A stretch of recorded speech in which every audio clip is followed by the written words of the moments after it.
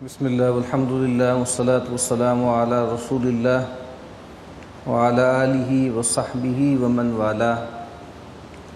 رب اشرح لی صدری ویسر لی امری واحلل عقدۃ من لسانی یفقہوا قولی. اللہم انفعنا بما علمتنا وعلمنا ما ينفعنا وزدنا علما آمین یا رب العالمین. یہ کتاب ریاض الصالحین میں سے ہم ظلم، اس کی مذمت، اس کا باب ہم پڑھ رہے تھے، اور جیسا کہ عرض کیا گیا تھا کہ ظلم کا مفہوم بہت وسیع ہے.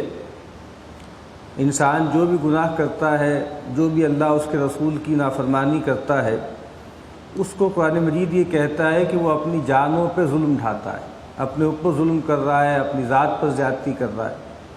چونکہ اللہ تعالیٰ نے انسان کو یہ وجود دیا ہے، فزیکل فیکلٹیز دی ہیں، مینٹل فیکلٹیز دی ہیں، اور اس لیے دی ہیں کہ ان کو اللہ اس کے رسول صلی اللہ علیہ وسلم کے پسندیدہ اعمال میں لگائے.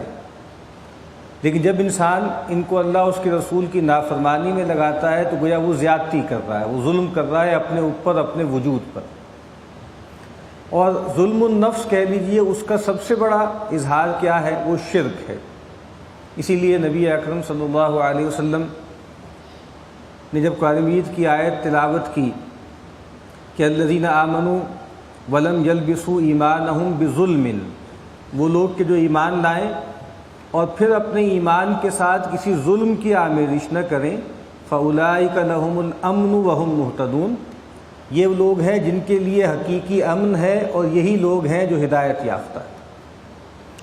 تو صحابہ کرام ظلم کا عمومی مفہوم سمجھے کہ اپنے اوپر زیادتی کرنا، ظلم کرنا، یعنی کوئی بھی گناہ کرنا. تو انہوں نے آ کر یہ عرض کیا کہ ہم میں سے کون ہے جو ظلم سے بچا ہوا ہے؟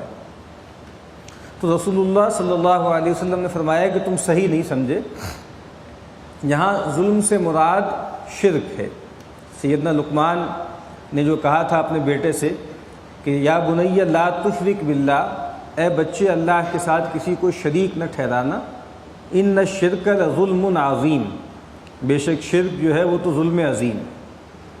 لیکن ہمارا جو عمومی استعمال ہے ظلم کا، وہ کسی غیر پر ظلم ہوتا ہے، کسی دوسرے پر زیادتی کرنا، کسی دوسرے کی ملک میں تصرف کرنا، کسی کی جان، مال، آبرو پر کوئی حملہ کرنا، اس کو ظلم کہا جاتا ہے. تو آج اب ہم جو روایتیں پڑھیں گے اس کا تعلق اسی طرح کے مظالم سے ہے کہ جو ہم دوسرے انسانوں کے ساتھ ظلم کرتے ہیں، زیادتی کرتے ہیں. متفق علیہ روایت ہے، ام المؤمنین سیدتنا عائشہ رضی اللہ تعالی عنہا روایت کرتی ہیں کہ رسول اللہ صلی اللہ علیہ وسلم نے فرمایا من ظلم قید شبر من الارض طوقہ من 7 ارضین. فرمایا کہ جو شخص کسی سے ظالمانہ طریقے پر زیادتی کر کے ایک بالشت بھر زمین بھی حاصل کر لے گا، آپ نے کوئی دعویٰ کر لیا کسی پر یا کسی کی زمین پہ قبضہ کر لیا، تو کہا کہ کوئی مربع کی بات نہیں، کوئی ایکڑ کی بات نہیں، کوئی کنال کی بات نہیں، کوئی مرلے کی بات نہیں. اللہ کے نبی فرما رہے ہیں کہ ایک بالشت زمین، اگر کسی شخص نے کسی دوسرے شخص کی ایک بالشت زمین بھی ظالمانہ طریقے سے حاصل کر لی، کنفسکیٹ کر لی، چھین لی، کیا ہوگا؟ طوقہ من 7 ارضین، تو قیامت کے دن عذاب کے طور پر اس کے گلے میں 7 زمینوں کا طوق ڈالا جائے، یعنی طوق اس کے گلے میں ڈال دیا جائے گا. اب ظاہری بات ہے کہ یہ بہت بڑی سزا ہے، بہت بڑا معاملہ ہے.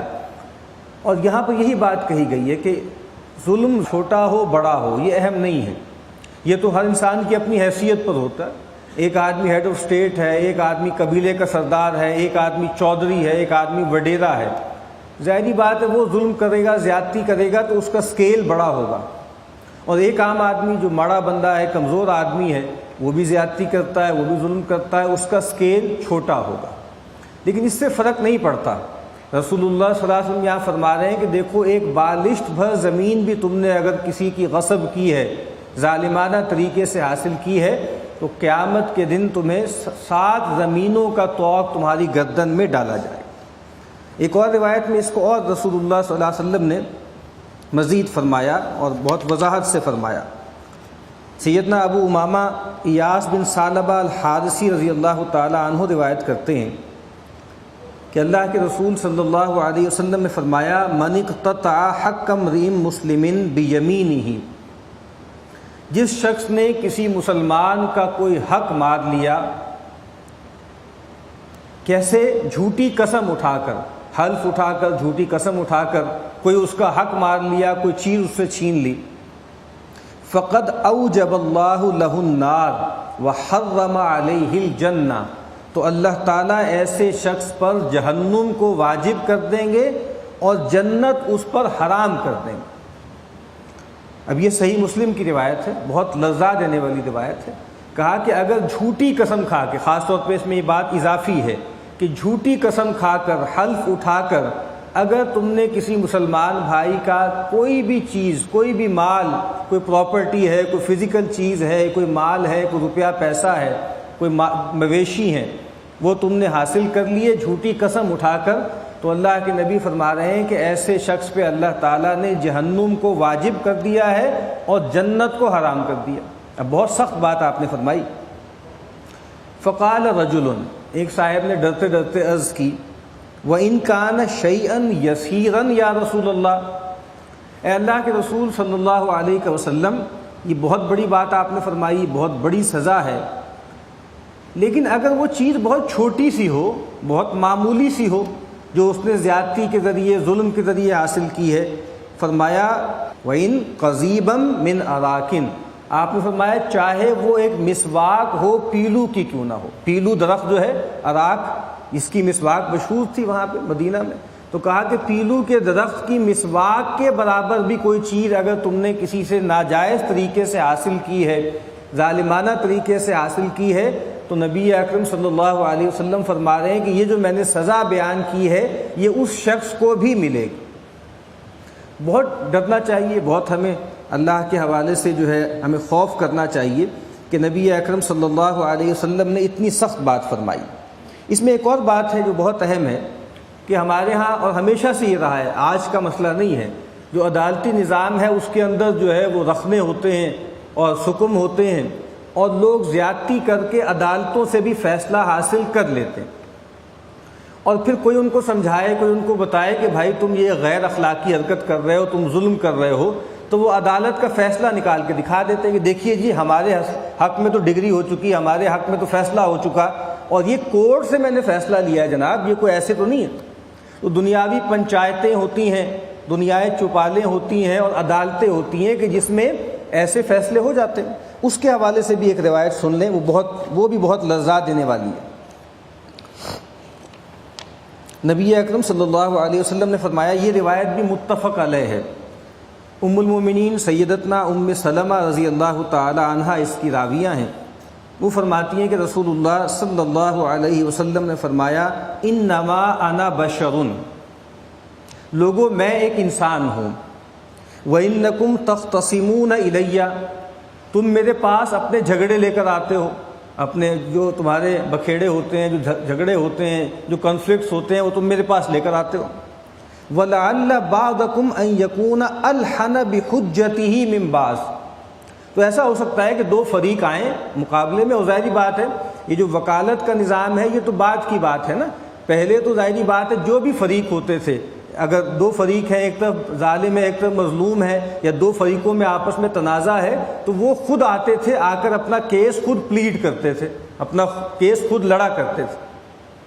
فرمایا کہ تم میرے پاس اپنے جھگڑے لے کر آتے ہو، اور ہو سکتا ہے کہ تم میں سے کوئی دوسرے اپنے بھائی سے زیادہ الحن کا مطلب کیا ہوتا ہے؟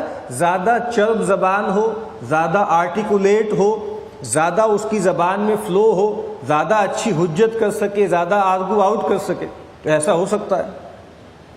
فَأَقْضِي لَهُ بِالنَّحْوِ مَا أَسْمَعُ، میرا مسئلہ کیا ہے کہ میں ایک قاضی ہوں، میں ایک قاضی کے مقام پر بیٹھا ہوں، تو میں فیصلہ کروں گا اس کے مطابق جو میں سنتا ہوں، یعنی قاضی جو فیصلہ کرتا ہے وہ دلائل کی بنیاد پر کرتا ہے، ثبوت کی بنیاد پر کرتا ہے، اور دلائل ظاہری بات ہے یہ ڈاکومنٹیشن وغیرہ تو بہت بعد کی بات ہے نا، زیادہ تر دلائل تو زبانی ہوتے تھے، دلائل پیش کیے جا رہے ہیں، تو کہا کہ میں فیصلہ کروں گا اس پر جو میں سنتا ہوں، دونوں کے آرگومنٹ سامنے آئے ہیں. ایک آدمی زیادہ فصیح اللسان ہے, زیادہ چرب زبان ہے, لسان ہے, وہ آ کر اپنا کیس زیادہ اچھی طرح جو ہے وہ پلیڈ کر لیتا ہے.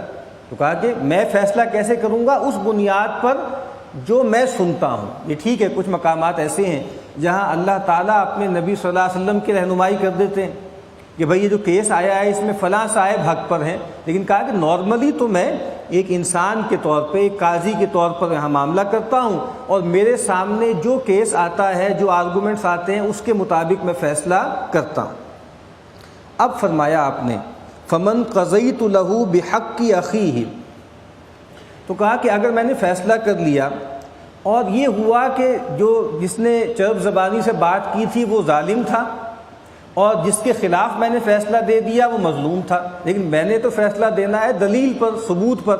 تو کہا کہ میں نے اگر کسی اس کے بھائی کے خلاف فیصلہ کر دیا, اس کے حق میں فیصلہ کر دیا, تو کہا کہ فَإِنَّمَا أَقْطَعُ لَهُ قِطْعَةً مِّنَ النَّارِ. یہ بہت کان کھول کے سننے والی بات ہے. اللہ کے نبی نے فرمایا کہ وہ فیصلہ مجھ سے لے کر جا رہا ہے, زمین کا ٹکڑا مجھ سے لے کر جا رہا ہے, مال مویشی مجھ سے لے کر جا رہا ہے. اور اللہ کے نبی کون ہے؟ اللہ کے نبی رسول اللہ ہیں. ظاہری بات ہے آپ زمین پر اللہ کی سب سے بڑی حجت ہیں. وہ جو کہا نا گفتگی اللہ بود, ان کا کہنا تو گویا اللہ کا کہنا ہے. لیکن آپ فرما رہے ہیں کہ دیکھو اگر غلط طریقے سے کیس پیش کر کے مجھ سے بھی اگر تم غلط طریقے سے جو ہے وہ زمین کا کوئی ٹکڑا یا کچھ مال لے کر جا رہے ہو, تو تم مجھ سے جہنم کا ٹکڑا لے کے جا رہے ہو. اب یہ بات بالکل صاف ہو گئی نا. اس کو کہا جاتا ہے فقہ کی زبان میں کہ ایک ہوتا ہے معاملہ دیانتاً اور ایک ہوتا ہے معاملہ قضاءً. وہ فیصلہ ہو جائے گا قضاءً, یعنی ظاہری بات ہے کورٹ کے اندر, کورٹ آف لاء میں فیصلہ ہو گیا تو ٹھیک ہے, لیگلی وہ صاحب مالک بن گئے اس زمین کے ٹکڑے کے, یا اس سونے کی ڈلی کے, یا اس جو ہے بھیڑ بکری کے. لیکن قیامت کے دن وہ جہنم کا ٹکڑا ہے جو لے کر جا رہے ہیں, وہ فیصلہ دینی اعتبار سے ٹھیک نہیں. قیامت کے دن ان کو اس کا وبال بھگتنا پڑے گا. تو یہ بات بہت اہم ہے کہ دنیا میں فیصلہ کیا ہوتا ہے وہ اہم نہیں ہے. اور ہمیں آپ کو معلوم ہے آج کل جو وکالت کا نظام ہے سارا کا سارا, معاف کیجئے گا, اکثر و بیشتر وکیل جو ہے وہ حرام خوری کے مرتکب ہو رہے ہیں. اور یہ بات ہمیں معلوم ہے کہ اس ملک میں انصاف کی راہ میں سب سے بڑی رکاوٹ وکیل خود ہیں. ہمیں معلوم, جب ظاہر بات ہے آپ کسی وکیل کے پاس جاتے ہیں تو آپ بتاتے ہیں کہ بھائی یہ میں نے زمین پہ قبضہ کیا ہوا ہے, یہ بندہ میں نے مارا ہے, یہ چوری میں نے کی ہے, یہ ڈاکہ میں نے ڈالا ہے, اب ظاہر بات ہے یہ اتنے لاکھ روپے فیس لے لو اور مجھے بچا لو, اور وہ خوشی خوشی آپ کا حق جو ہے پلیڈ کرنے پہ چل پڑتا ہے. تو ظاہری بات ہے کہ وکیل کو بھی پتہ ہوتا ہے کہ میں غلط پلیڈ کر رہا ہوں, اور میں جو ہے وہ سیاہ کو سفید کرنے جا رہا ہوں, میں ظلم کو عدل قرار دینے جا رہا ہوں, تو وہ بھی گناہ گار ہے, اور جو کیس لڑ رہا ہے وہ بھی گناہ گار ہے. اور فیصلہ ہو کر مل جائے اس کو لہراتے ہوئے جانا کہ دیکھیں ہمارے حق میں فیصلہ ہو گیا, اس سے کچھ بھی نہیں ہوتا. اصل جو یوم الحساب ہے وہ آخرت ہے. نبی اکرم صلی اللہ علیہ وسلم نے فرمایا کہ آج کے دن تم دار العمل میں ہو, یہاں جزا نہیں ہے, یہاں جزا ہوتی بھی ہے تو جزوی ہوتی ہے. تو اور لیکن کل تم جو ہے وہ تم یوم جو دار الحساب میں ہو, اور وہاں پر عمل نہیں ہے, وہاں کمپنسیشن ممکن نہیں ہے. تو اس روایت میں نبی اکرم صلی اللہ علیہ وسلم نے بالکل واضح طور پر ہمیں یہ بات ارشاد فرما دی کہ اگر تم زیادتی کر کے, ظلم کر کے اپنے کسی بھائی کا کوئی حق غصب کر رہے ہو, کوئی زمین کا ٹکڑا لے کے جا رہے ہو, مجھ سے فیصلہ کروا کے لے کے جا رہے ہو, تو کہا کہ میں بھی تمہارے لیے جہنم کا ایک ٹکڑا کاٹ کے تمہیں دے رہا ہوں. اور فرمایا کہ جس نے کوئی بھی زیادتی کی, کوئی بھی ظلم کیا, کسی مسلمان کا کوئی حق بھی مارا, تو وہ اس کے بارے میں فرمایا کہ اللہ تعالیٰ نے اس پر جنت کو حرام ٹھہرا دیا اور جہنم کو واجب کر دیا. اور جب پوچھا گیا کہ اگر بہت چھوٹی سی چیز ہو, تو کہا کہ چاہے وہ ایک جو ہے وہ پیلو کی درخت کی مسواک ہی کیوں نہ ہو. اب ایک روایت اور پڑھ لیتے ہیں, طویل روایت ہے. سیدنا ابو بکرہ نفیع بن حارث رضی اللہ تعالیٰ عنہ اس کو روایت کرتے ہیں کہ نبی اکرم صلی اللہ علیہ وسلم نے فرمایا, یہ خطبہ حجۃ الوداع یا حجۃ الوداع اس موقع کی یہ روایت ہے, مشہور روایت ہے. آپ نے فرمایا ان الزمان قد استدار کہیئتہ یوم خلق اللہ السماوات والارض السنۃ 12 شہرا منها 4 حرم 3 متوالیات ذو القعدہ وذو الحجہ والمحرم ورجب مضر الذی بین جمادی و شعبان۔ آپ نے فرمایا کہ زمانہ اپنی پوری گردش مکمل کر کے اسی جگہ پر آ گیا ہے جس ہیئت پر، جس فارم پر اللہ تعالیٰ نے آسمانوں اور زمین کو پیدا کیا۔ وہ کیا ہے کہ سال کے 12 مہینے ہیں جن میں سے 4 مہینے محترم ہیں۔ ہمیشہ سے عربوں کے ہاں بھی یہی تھا کہ سال کے 12 مہینے، ان میں 4 مہینے محترم ہوتے تھے، لیکن وہ کرتے کیا تھے؟ وہ نسی کا قاعدہ، خود قرآن مجید نے اس کو کہا ہے کہ انما النسیء زیادۃ فی الکفر، کہ جب ان کو ظاہر لگتا تھا کہ اتنا ٹائم بہت زیادہ آ رہا ہے، ہمیں کوئی لڑائی کرنی ہے، ہمیں کوئی ایڈونچر کرنا ہے، تو وہ دنوں کو بدل دیتے تھے، مہینوں کو آپس میں شفل کر دیا کرتے تھے۔ تو ظاہری بات ہے کہ وہ ساری تقویم جو تھی وہ خراب ہو گئی تھی، سارا کیلنڈر خراب ہو گیا۔ تو رسول اللہ صلی اللہ علیہ وسلم جو ہے خطبہ حجۃ الوداع کے موقع پر فرما رہے ہیں کہ بھائی وہ سارا زمین میں چکر ہو گیا اور جو خرابیاں تھیں وہ سب ریکنسائل ہو گئی ہیں، اور آج کے دن گویا دوبارہ وہ کیلنڈر، پوری تقویم صحیح ہو گئی ہے، اور اللہ تعالیٰ نے جس حیت پر آسمان و زمین کو پیدا کیا تھا اس پر آ کر دوبارہ ٹک گئی ہے بات۔ اور سال 12 مہینے کیا ہے؟ اس میں سے 4 مہینے حرام ہیں، محترم ہیں۔ وہ کون سے؟ ذوالقعدہ، ذوالحجہ، محرم اور رجب، جس کے بارے میں آپ نے کہا کہ رجب مضر ایک بڑا قبیلہ تھا قریش کا، اور وہ خاص طور پہ رجب کے مہینے کو خصوصی اہمیت دیتا تھا، اس وجہ سے آپ نے کہا کہ رجب مضر۔ کون سا مضر؟ وہ کہ جو جمادی الثانی اور شعبان کے درمیان ہے۔ پھر آپ نے پوچھا لوگوں سے ای شہر ھذا، لوگوں یہ بتاؤ یہ کون سا مہینہ ہے؟ قلنا اللہ و رسولہ عالم، صحابہ کہتے ہیں ہم نے عرض کی اللہ اس کے رسول بہتر جانتے ہیں۔ اب ظاہری بات ہے معلوم تو سب کو ہی تھا کہ کون سا مہینہ ہے، ذوالحجہ کا مہینہ ہے جس میں حج ہوتا ہے، لیکن چونکہ ایسا بھی ہوا ہے کہ رسول اللہ صلی اللہ علیہ وسلم نے بعض اوقات اصطلاحات کو بدل دیا، چیزوں کو بالکل۔ ابھی آگے ہم روایت پڑھیں گے، آپ نے پوچھا مفلس کسے کہتے ہیں، تو لوگوں نے بتایا کہ مفلس کسے کہتے ہیں، آپ نے کہا نہیں مفلس اسے نہیں کہتے، مفلس تو اسے کہتے ہیں۔ ایک موقع پہ کہا بتاؤ تم کس عورت کو کہتے ہو کہ وہ بانجھ ہے، بے فیضی ہے، اور جس کے، تو کہا کہ بھائی اس کو کہتے ہیں جس کی اولاد نہ ہو۔ اللہ کے نبی نے کہا کہ میں یہ سمجھتا ہوں کہ اصل بانجھ عورت وہ ہے جو اپنا کوئی بچہ اللہ کے سپرد نہ کرے، جس کا کوئی بچہ شیر خارگی میں اللہ کی جناب میں نہ چلا جائے۔ اب نیا تصور دے دیا نا، تو ان کو بھی ایسا لگا کہ جیسے آپ کچھ اور اس کا نیا نام رکھنے لگے ہیں شاید کوئی، تو کہا اللہ اس کے رسول بہتر جانتے ہیں۔ فرمایا فسکت حتی ظننا انہ سیسمیہ بغیر اسمہ، وہی بات، ہم اللہ کے نبی خاموش رہے یہاں تک کہ ہمیں گمان ہوا کہ آپ اس کو کسی اور نام سے پکاریں گے، کوئی نیا نام تجویز کریں گے۔ تو آپ نے فرمایا کہ الیس ذوالحجہ، کیا یہ ذوالحجہ نہیں ہے؟ قلنا بلا، ہم نے کہا کیوں نہیں؟ قال فأی بلد ھذا، پھر پوچھا بھائی یہ کون سا علاقہ ہے، یہ کون سا شہر ہے؟ قلنا اللہ ورسولہ عالم، وہی جواب دیا فسکت حتی ظننا انہ سیسمیہ بغیر اسمہ، ہم نے کہا اللہ اس کے رسول بہتر جانتے ہیں، پھر آپ خاموش ہو گئے یہاں تک کہ ہمیں گمان ہوا کہ آپ اس کا کوئی نیا نام تجویز فرمائیں گے۔ قال الیس البلدہ، کہا کہ یہ البلدہ نہیں ہے، البلدۃ الحرام نہیں ہے۔ قلنا بلا، کہا کہ کیوں نہیں؟ قال فأی یوم ھذا، پوچھا یہ کون سا دن ہے؟ قلنا اللہ ورسولہ عالم فسکت حتی ظننا انہ سیسمیہ بغیر اسمہ، کون سا دن ہے؟ ہم خاموش ہو گئے اور کہا اللہ اس کے رسول بہتر جانتے ہیں، تو ہمیں خیال ہوا کہ آپ اس کا کوئی نیا نام رکھنے لگے ہیں۔ قال الیس یوم النحر، کیا یہ یوم النحر نہیں ہے، کیا قربانی کا دن نہیں ہے؟ قلنا بلا، ہم نے کہا کیوں نہیں؟ اب آپ نے وہ بات فرمائی جس کا اس باب سے تعلق ہے، فإن دماءکم واموالکم واعراضکم علیکم حرام، اے لوگو تو بے شک تمہارے خون یعنی تمہاری جانیں اور تمہارے مال اور تمہاری عزتیں اور آبروئیں آپس میں تم پر حرام ہیں۔ کیسی حرام ہیں؟ کحرمت یومکم ھذا فی بلدکم ھذا فی شہرکم ھذا، جیسی اس بلد حرام کی حرمت ہے، جیسے اس ذوالحجہ کی حرمت ہے، جیسے اس یوم النحر کی حرمت ہے۔ اب غیر معمولی بات ہے، انسان کی جان لینا، انسان کے مال پہ کوئی حملہ کرنا، انسان کی آبرو پر کوئی اقدام کرنا، اللہ کے نبی فرما رہے ہیں ایسی ہی حرمت ہے اس کی جیسے ذوالحجہ کے مہینے کی، جیسے اس بلد الحرام کی، اور جیسے اس یوم النحر کے دن۔ تو غیر معمولی اس کی حیثیت ہے، اور ہم جو ہے کسی بھی مسلمان کو کافر اور مرتد قرار دے کے اس کو مارنے کے درپے ہو جاتے ہیں۔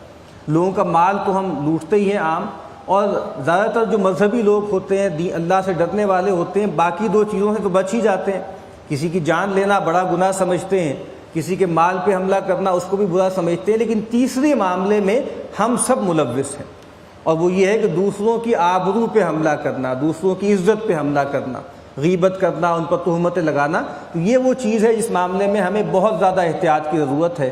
نبی اکرم صلی اللہ علیہ وسلم نے ایک موقع پہ کعبے کو دیکھا اور کہا کہ اے کعبہ، تمہاری بڑی شان ہے، تم اللہ کے نزدیک بہت محترم ہو، لیکن ایک مسلمان کی جان اس سے بھی زیادہ محترم۔ ایک مسلمان کی جان کو لینا گویا کعبے کی حرمت کو پامال کرنے سے بھی بڑا گناہ ہے۔ اللہ تعالیٰ سے دعا ہے کہ ہمیں ان گناہوں سے بچنے کی توفیق عطا فرمائے۔